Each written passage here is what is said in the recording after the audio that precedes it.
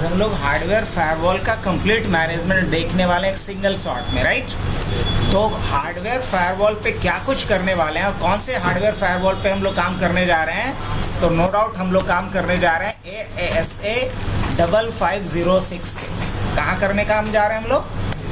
ASA 5506 model पे हम लोग अभी काम करेंगे। ये सिस्को का एक फायरवॉल होता है जिसका फुल फॉर्म होता है अडैप्टिव सिक्योरिटी अप्लायंसेस, ठीक है। तो हम लोग एक एक करके, ये लिस्ट तो हमारे पास है ना, इसी के अकॉर्डिंग हम लोग सारा कुछ काम करेंगे। तो मैं इसको क्या कर लेता हूँ, यहाँ से कॉपी कर लेता हूँ। सो मैंने इसको कॉपी करा और यहाँ आकर के क्या कर लेता हूँ, मैं पेस्ट कर लेता हूँ। ये सारा स्टेप मेरे सामने है ना। अब ऐसा करके फायदा क्या होगा कि हम इसी के अकॉर्डिंग सारा कॉन्फ़िगरेशन करेंगे। अब सबसे पहले हम क्या ले लेते हैं, एक फायरवॉल डिवाइस ले लेते हैं 5506। यहाँ पे दिख रहा है मेरे पास, तो लेटेस्ट मॉडल यही है, मैं वही पे 5506 चूज कर लेता हूँ। चलो ऑल राइट, कर लिया। अब मैं क्या करता हूँ कि यहाँ से एक हम स्विच लेंगे। क्या लेंगे? एक स्विच लेंगे। उसके बाद हम क्या करते हैं, यहाँ से कुछ पीसी पिक करते हैं।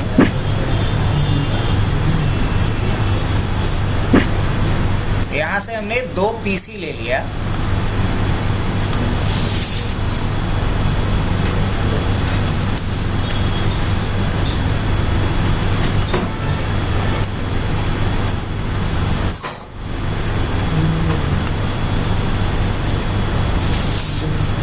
ठीक है, और ये जुड़ा हुआ है मान लो हमारे एक राउटर से। ये किससे जुड़ा हुआ है?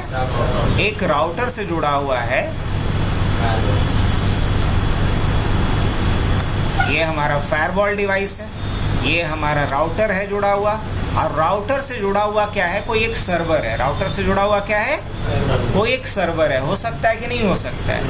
यह राउटर से जुड़ा हुआ मान लो एक दूसरा राउटर है, और इस राउटर से जुड़ा हुआ क्या है, एक सर्वर है। इस राउटर से जुड़ा हुआ क्या है?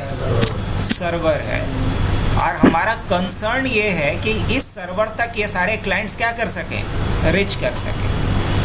अब शुरुआत करें हम, यहाँ से हम ऑटोमेटिक लेते हैं ताकि बार बार मुझे केबल सिलेक्शन और पोर्ट सिलेक्शन करना ना पड़े।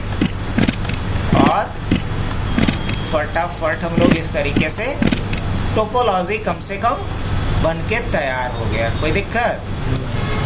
अब इसी टोपोलॉजी के अकॉर्डिंग अपन लोग क्या करने वाले हैं, गेस करो। सारा कॉन्फ़िगरेशन करने वाले, ठीक है। अब मेरा कंसर्न क्या है कि ये जो दोनों क्लाइंट मशीन है वो इस सर्वर से कम्युनिकेट कर सके थ्रू द फायरवॉल। अगर ऐसा करवा दोगे तो इसमें मोस्ट ऑफ थिंग्स आपका क्या हो जाएगा, कवर हो जाएगा, जितना टॉपिक हमने लिखा है। अब शुरुआत करते हैं इसमें लेवलिंग से। तो फर्स्ट ऑफ ऑल 192.168. या मान लो यहाँ हम लोग कोई पब्लिक रेंज का आईपी डाल देते हैं, और यहाँ पब्लिक रेंज का आईपी हमने क्या डाल दिया, 100.100. या 100.0.0.2 डाल दिया। क्या डाल दिया? 100.0.0.2 डाल दिया। और इसको हमने क्या बोला, ये वेब सर्वर है। ये क्या हमारा वेब सर्वर है। और वेब सर्वर का आईपी क्या है? 100.0.0. उसी तरीके से यहाँ हमने क्या करा, डाल दिया 100.0.0.1 डाल दिया।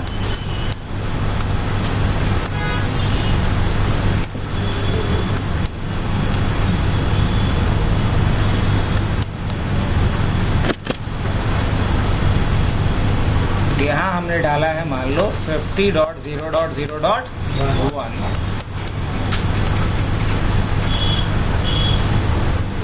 और यहाँ डाल दिया हूँ 50.0.0.2।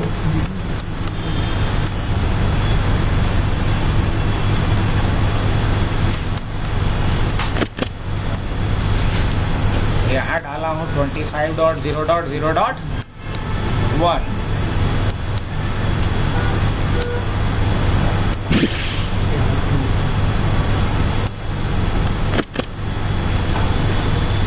25.0.0.2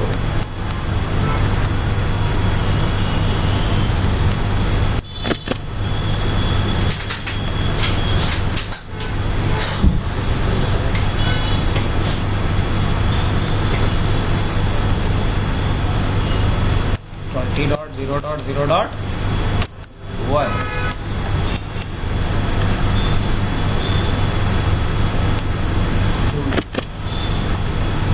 20.0.0.2 यहाँ डालेंगे इस इंटरफेस पे।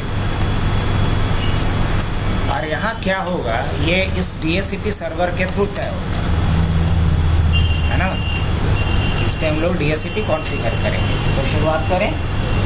सबसे पहले अपन लोग यहाँ आ जाते हैं। इस पर डेस्कटॉप पे चलता हूँ मैं। डेस्कटॉप पे आने के बाद इसका IP क्या प्लान किया हूँ मैं, 100.0.0.2। गेटवे क्या 100.0.0.1। अब इसके बाद इस पे हम लोग IP डाल लें।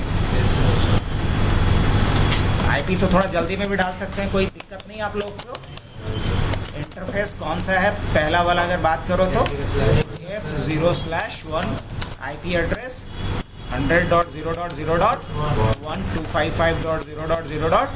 और no exit interface F0/IP address 50.0.0.2 255.0.0.0. No shutdown.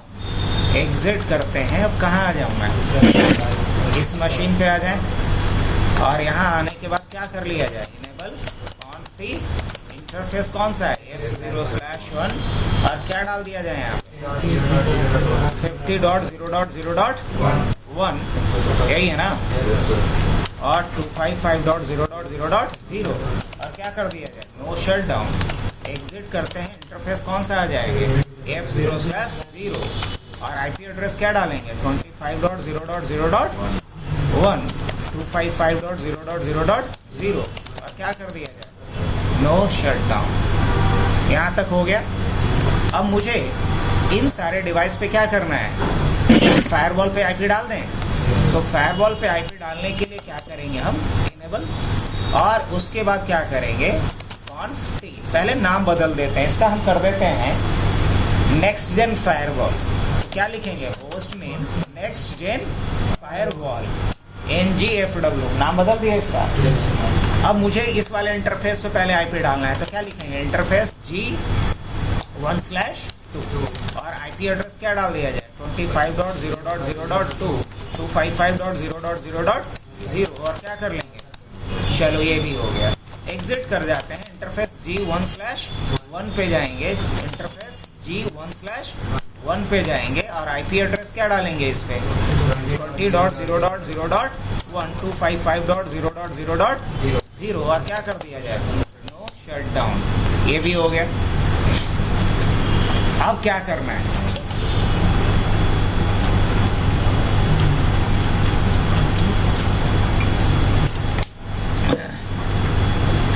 अब मुझे इस पर DHCP इनेबल करना है। क्या इनेबल करना है, या उससे पहले अभी तो IP डाल दिया हूँ ना। चलो होस्ट में पासवर्ड लगाएं अभी तक नहीं। पासवर्ड लगाने के लिए लिखना होगा enable secret password. Enable password लगा दो और पासवर्ड मान लो ABC डाल दिए। पासवर्ड वाला भी काम हो गया, होस्ट नेम हो गया। इंटरफेस का नाम दिया हूँ कुछ नहीं, इंटरफेस G1/2। इसका नाम सेट करने के लिए लिखना होता है नेम इफ। क्या लिखना होता है, नेम इफ, और इसका नेम क्या डालेंगे, आउटसाइड। ये वाला जो है G1/2 क्या आउटसाइड है ना, तो क्या लिखेंगे, आउटसाइड। अब इसका सिक्योरिटी लेवल सेट करेंगे हम। सिक्योरिटी लेवल क्या रखेंगे इसका, आउटसाइड का 0। अब इस पे IP तो डाला हुआ है ही, क्या अभी डाल चुके हैं हम ना। एग्जिट कर जाएंगे। उसके बाद क्या लिखेंगे, इंटरफेस G1/1 और इसका हम क्या करेंगे, नेम इफ, और क्या डालेंगे यहाँ पे, इनसाइड। क्या डालेंगे यहाँ पे, इनसाइड। और इसका सिक्योरिटी लेवल क्या रखेंगे, देखो ये खुद होशियार है, 100 रख दिया था पहले भी। तो चलिए यहाँ तक का काम तो हो गया हमारा। देखा जाए तो हमने इंटरफेस का नाम डाल दिया, सिक्योरिटी लेवल डाल दिया, एड्रेस डाल दिया। अब कॉन्फ़िगरेशन अगर सेव करना है ना, तो सिर्फ लिखो इसके लिए राइट मेन। क्या लिखना होता है? Right main.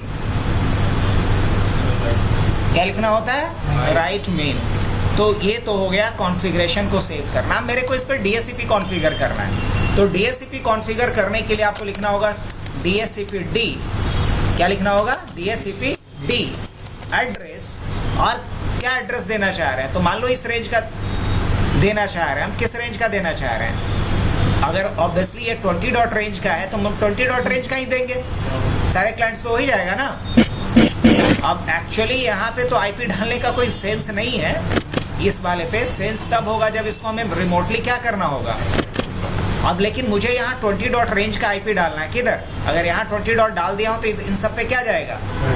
और नहीं तो फिर इसको क्या कर लो? बदल लो। दो में से एक काम। क्या कर दिया जाए? बोलो। बदल देते हैं, राइट। तो इधर मान लो हम 192.168.10.1 डाल देते हैं। यहाँ क्या डाल देते हैं? 10.1। तो मुझे यहाँ भी जाकर के चेंजेस करने पड़ेंगे ना, कि नहीं करना पड़ेगा? बिल्कुल करना पड़ेगा। तो हमें लिखना पड़ेगा इंटरफेस G1/1 और आईपी एड्रेस इसका बदल के क्या करना पड़ेगा? 192.168.10.1 255.255.255.0। उसके बाद क्या देना पड़ेगा? No shutdown. यहाँ तक का काम हो गया हमारा।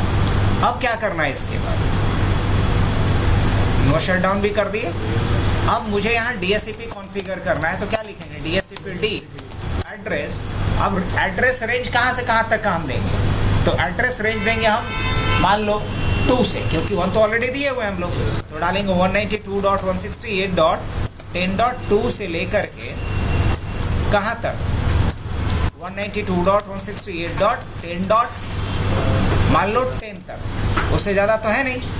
अब उसके बाद क्या करेंगे? हम लोग लिखेंगे कौन से डायरेक्शन पे? तो इनसाइड। कितना कर दिए हम आगे? इतना कर दिए ना हम लोग। DHCP D एड्रेस डाल दिए, रेंज डाल दिए और डायरेक्शन डाल दिए। इतना करने के बाद क्या करेंगे हम लोग? अब हमें DNS कॉन्फ़िगर करना है, तो लिखेंगे DHCP D DNS। और DNS का एड्रेस क्या डालना है? मान लो हम DNS का एड्रेस डालना चाह रहे हैं 100.0.0.2। ये वाला जो एड्रेस है यही मान लो DNS सर्वर है, तो वो डाल दें। अब लास्ट में हमको क्या करना होता है? DHCP को इनेबल करना होता है, तभी आईपी दे पाए। तो इसके लिए लिखेंगे DHCP D इनेबल। क्या? इनेबल। और इनेबल कहाँ करना है? किस डायरेक्शन या किस इंटरफेस पे? तो इनसाइड वाला इंटरफेस पे। अब इसमें हम क्या करेंगे? एंटर कर लेंगे। तो DHCP इनेबल्ड हो गया। बुलाते हैं विबट। DHCP D इनेबल हो गया। और किस इंटरफेस पे? इस वाले इंटरफेस पे। अब उसके बाद क्या करना होगा? देखो लिस्ट वाइज देख लो। क्या इस सबको DHCP के थ्रू आईपी मिल रहा होगा? जी हाँ, मिलने लगेगा। यहाँ जाते हैं हम DHCP जाते हैं। क्या मिल गया इसको? देख रहे हो? उसी तरीके से अगर इसमें जाते हैं और यहाँ हम करते हैं DHCP, क्या आईपी मिला इसको? यस, मिल गया इसको आईपी। अब बढ़े आगे। अब इसके बाद अगर हम बात करें तो DHCP भी हमारा परफेक्टली काम कर रहा है। अब मेरे को इस पे क्या करना है? टेलनेट इनेबल करना है। अच्छा, टेलनेट क्यों ही इनेबल करना है? टेलनेट या SSH इसलिए इनेबल करना है ताकि हम इसको रिमोटली यहाँ से मैनेज। अभी जैसे हम कमांड प्रॉम्प्ट खोलते हैं यहाँ पे और अपने फायरवॉल को पिंग लेते हैं 192.168.1. और नॉट लाइक दैट 10.1। ये सारा रिप्लाई आया या नहीं आया? हाँ, इस डिवाइस से रिप्लाई मिला। क्या हम इस क्लाइंट से रिप्लाई ले सकते हैं फायरवॉल से? हाँ बिल्कुल। पिंग 192.168.10.1 रिप्लाई ले रहे हैं इससे भी। चलो ये भी हो गया। अब करना क्या है मुझे इसके बाद?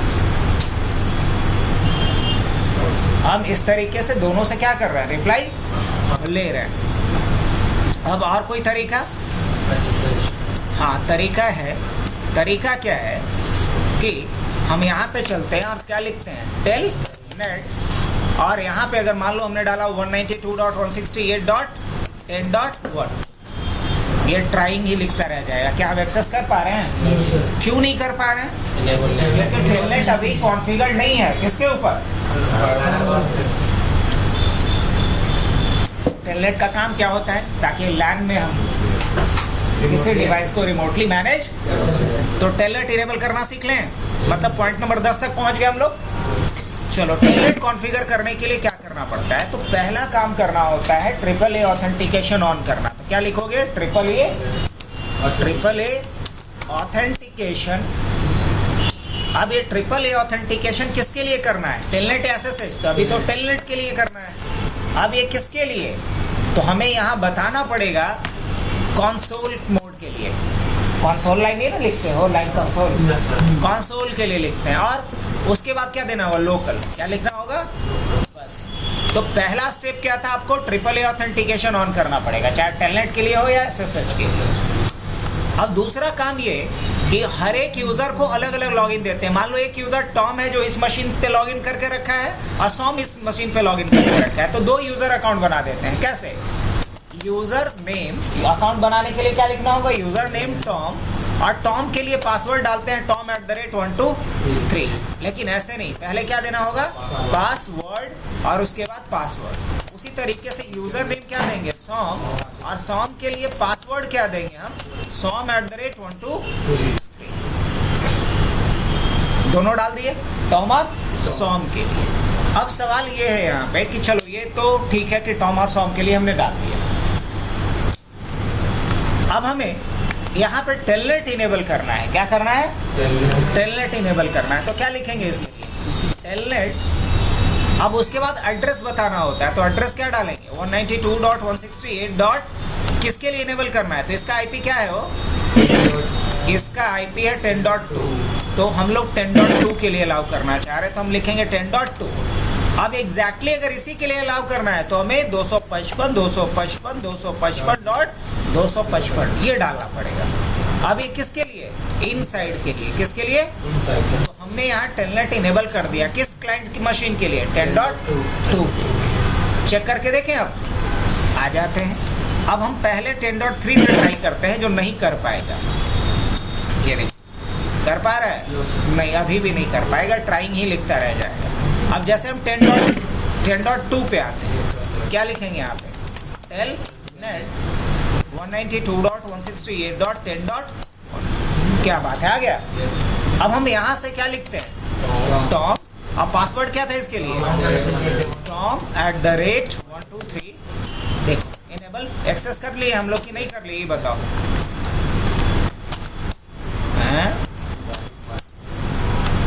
कुछ नहीं था, कैपिटल में था एबीसी, इसलिए नहीं कर पाया। हो गया। अब बताओ कि हम लोग यहाँ से कहाँ आ गए? इस फायरवॉल का एक्सेस कर लिए। अब मान लो इसको भी अलाउ करना है आपको, कर सकते हैं। अब इस यूजर को अगर हमें टेलनेट के थ्रू अलाउ करना है तो क्या करना पड़ेगा? फिर कुछ नहीं, एक लाइन का कमांड ऐड कर दो, टेलनेट, और इसका आईपी लाइक 192.168.10.3। अब पहले देख लो भाई कि 10.3 है कि 4 है।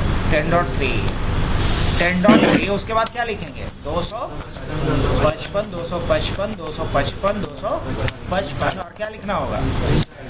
अब यहाँ से हम सॉम यूजर से लॉगिन हम ट्राई करते हैं। देखो, कुछ अंतर समझ में आया?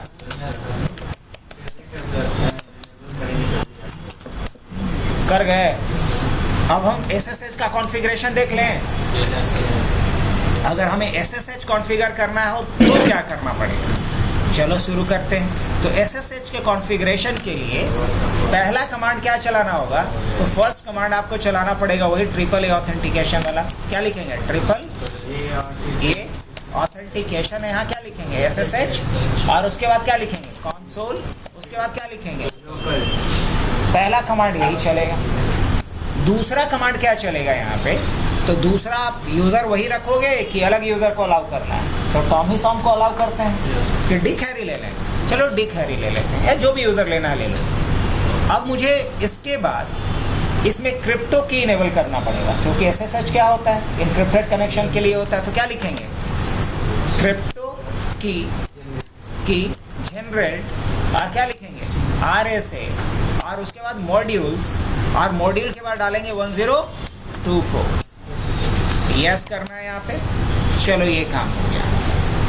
तो एक्स्ट्रा में क्या करना पड़ा? ट्रिपल ए ऑथेंटिकेशन के बाद क्रिप्टो की जनरेट करना पड़ा। क्या करना पड़ा? क्रिप्टो की जनरेट करना पड़ा। उसके बाद फिर क्या है? क्रिप्टो की जनरेट करने के बाद क्या करना पड़ा? वो की लेंथ होता है। क्या होता है? की लेंथ। किस लेंथ पे इनक्रिप्ट होगा? 128 बिट की 256 की 512 की 1024 की 248। तो जितने की लेंथ का साइज होगा उतना वो बेहतरीन सिक्योरिटी देगा। तो चलिए ये भी हो गया। अब हमें SSH कॉन्फ़िगर करना है। तो फाइनली क्या लिखेंगे? जैसे कैसे टेलनेट लिखते थे, SSH और उसके बाद IP 192.168.10.2 और उसके बाद 255.255.255.255। उसके बाद क्या लिखेंगे? इन बस SSH इनेबल हो गया। अब अगर वही 10.3 के लिए भी करना है तो यहाँ से क्या कर लेना है? 10.3। अब हम यहाँ पे आ जाते हैं। इसमें तो यूजर एक ही बार बन गया ना? हाँ, वो उसी यूज़र से चाहते हैं तो मत बनाइए, दूसरा यूज़र से चाहते हैं तो बना दीजिए। अच्छा। अब हम यहाँ IP क्या डालेंगे? 192.168.10.1। यहाँ SSH लेंगे कनेक्शन टाइप में। यूज़र नेम में क्या डालेंगे? टॉम। और जैसे ही कनेक्ट करेंगे तो क्या मांग रहा है?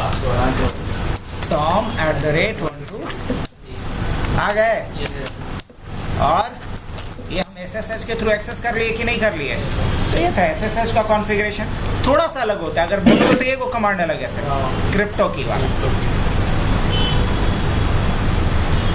तो SSH के बाद फिर क्या करना है मेरे को? राउटिंग। तो पहले अपन लोग राउटिंग किस पे कर लेते हैं? इस पे कोई भी रिप हो, SPF हो या GRP हो, कोई भी एक राउटिंग इस पे कर लो। राउटिंग इस पे करने के लिए क्या करना पड़ेगा? अगर इस पे राउटिंग करना है तो क्या करेंगे? इनेबल क्या करेंगे आप? कॉन्फ़िग और उसके बाद क्या करेंगे? राउटर रिप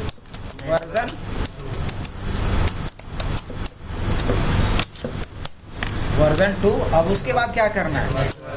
नेटवर्क कौन सा है? 100.0.0.0। नेटवर्क कौन सा है? 50.0.0.0। चलो अब यहाँ तो हो गया राउटिंग। अब कहाँ करना है? इस पे इनेबल कॉन्फ़िग और राउटर रिप वर्जन क्या डालेंगे? वर्जन 2। उसके बाद नेटवर्क कौन सा है? 50.0.0.0। नेटवर्क कौन सा है?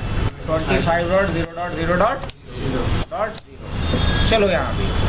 अब मुझे राउटिंग कहाँ करना है? अच्छा, यहाँ से अगर हम पिंग लेंगे अभी तो क्या आएगा मालूम है? अभी आएगा DHU का मैसेज। अगर मान लो अभी तो यहाँ एक्सेस किए हो क्या राउटर को ना। अब अगर हम यहाँ से आकर के पिंग लेते हैं 100.0.0.2 को तो क्या आएगा? DHU का मैसेज। DHU का मैसेज आने का मतलब है कि फायरवॉल पे भी राउटिंग हमने नहीं किया है। अब फायरवॉल पे हम लोग क्या रिप या OSPF राउटिंग कर सकते हैं? नहीं। फायरवॉल पे या तो हम स्टैटिक या डिफ़ॉल्ट राउटिंग करते हैं। क्या करते हैं? या तो स्टैटिक या डिफ़ॉल्ट राउटिंग। तो चलो हम यहाँ डिफ़ॉल्ट राउटिंग करेंगे। तो क्या लिखना पड़ेगा? राउट क्या लिखेंगे? राउट IP राउट। खाली राउट लिखो ना जी। राउट आउटसाइड क्या लिखो? आउटसाइड। अब यहाँ पे क्या डालना है मुझे? कोई भी डेस्टिनेशन हो, मतलब 0.0.0 कर सकते हैं ना। और कुछ भी क्या हो? सबनेट मास्क हो 0.0.0.0। लेकिन नेक्स्ट हॉप क्या होगा ये बताओ? 25.0.0.0 यही ना होगा नेक्स्ट हॉप? 25.0.0.0.1 2 क्यों होगा? अरे तो 2 तो इसका खुद का है, लोकल ये ना। नेक्स्ट हॉप मतलब directly connected interface of the router. अब जैसे ही यहाँ से हम पिंग लेंगे तो क्या मैसेज आएगा इस बार? क्या DHU आ रहा है? नहीं, DHU तो नहीं आएगा, RTU आएगा क्योंकि राउटिंग हो चुका है।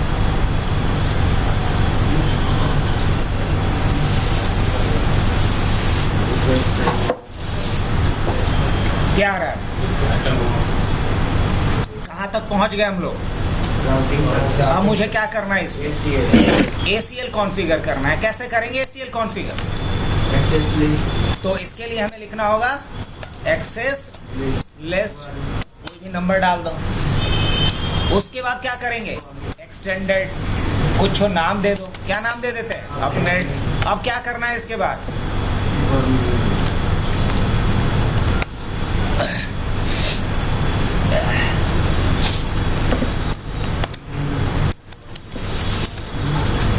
अब एक्सटेंडेड के बाद क्या करेंगे हम, फॉर्मेट करना है। क्या करेंगे, फॉर्मेट किसको करना है, फॉर्मेट किसको करना है, तो हम बोलते हैं टीसीपी को कर दो। क्या कर दो, टीसीपी को, किसके लिए, किसी के लिए भी, क्या डेस्टिनेशन, कोई डेस्टिनेशन हो।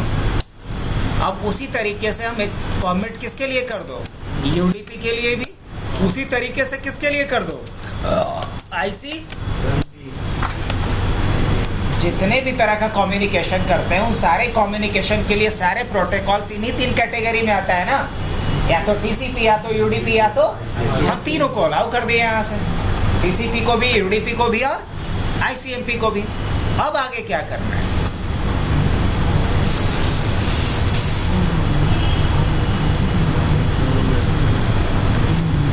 आगे क्या करना है,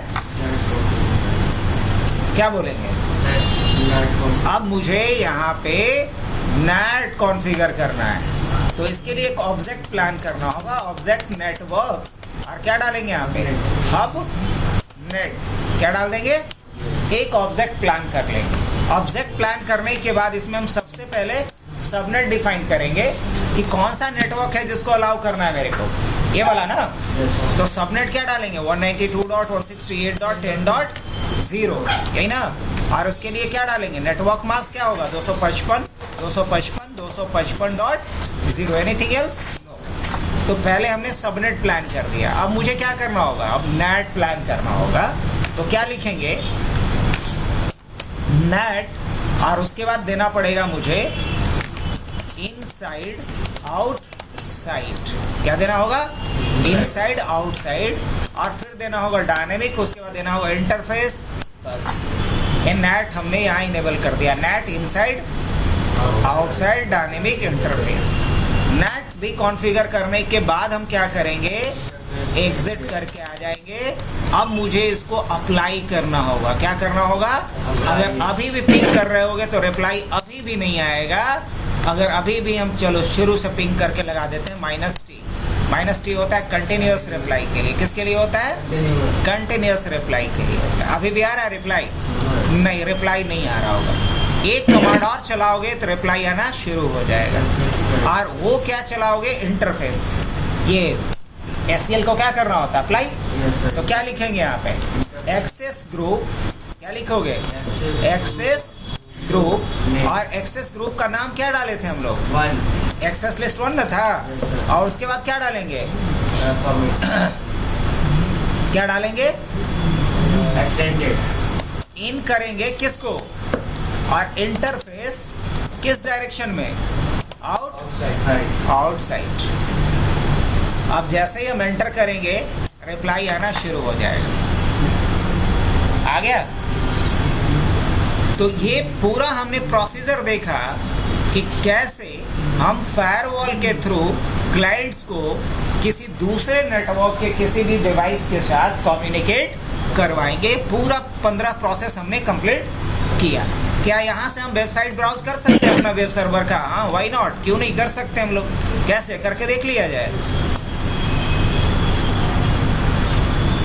क्या लिखना पड़ेगा, 100.0.0.2 और एक्सेस ऐसे। चलो अब बताओ, हमने मात्र 29 मिनट में पूरा कवर किया।